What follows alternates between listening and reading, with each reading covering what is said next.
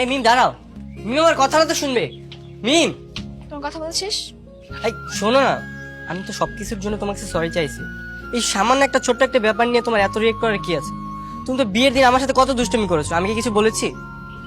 সেটা শুধু বিয়ে বাড়িতেই ছিল, আর বিয়ে বাড়িতে এরকম অনেক দুষ্টুমি ফাইজলামি হয়, তাই বলে কি এগুলো পার্সোনাল নিতে হবে? কেন জানি বিয়ের দিন থেকে তোমার আর আমার রিলেশনটা টম এন্ড জেরির মতো হয়ে গেছে। তোমার সাথে দুষ্টুমি না করলে আমার এখন আর ভালোই লাগে না। ও আচ্ছা, তাই বলে কি এখন তোমার ভালো লাগার জন্য আমাকে জোকারের মতো ইউজ করবা? না না, সেরকম কিছু না। আমি চাই যে তোমার আর আমার রিলেশনটা টম এন্ড জেরির মতোই থাকুক। আমি তোমাকে কিট মারলে তুমি আমাকে পাটকেল মারো। তোমার চাওয়া না চাওয়া পূরণ করার জন্য আমি বসে নেই। মিম, আই লাভ ইউ।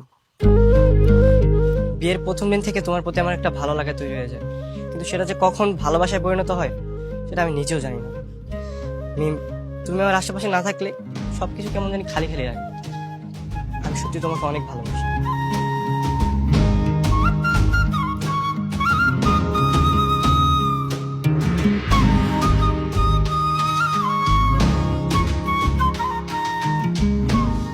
এই একটু দাঁড়াও না, একটু আস্তে হাঁটো।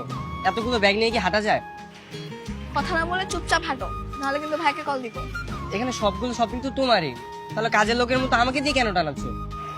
সকালে যে আমার সাথে ফাইজলামিটা করেছো না, এটা তারই শাস্তি।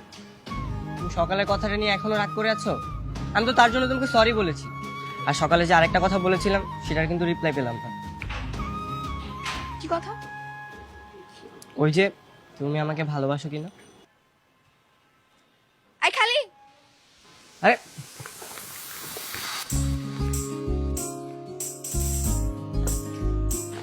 কি ব্যাপার, তুমি কিছু বলবে না? হ্যাঁ বলবো তো। হ্যাঁ বলো। তোমাকে এই রিক্সায় নিচ্ছি না, অন্য একটা রিক্সা নিয়ে পিছে পিছে আসো, নাহলে হেঁটে আসো। মানে বুঝলাম না, এতগুলো ব্যাগ নিয়ে আমি কিভাবে পায়ে হেঁটে যাবো বাসায়? এমন জানতো? আরে আজব মেয়ে তো, কি একটা অবস্থা। এই মামা দাঁড়ান।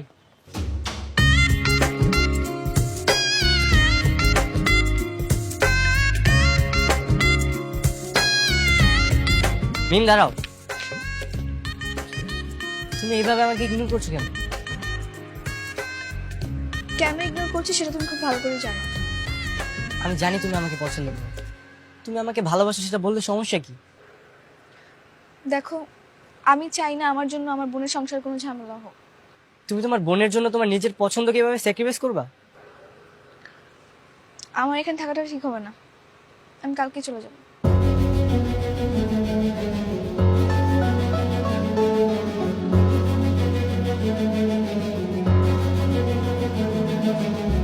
আমি এইভাবে তোমাকে যেতে দেবো না।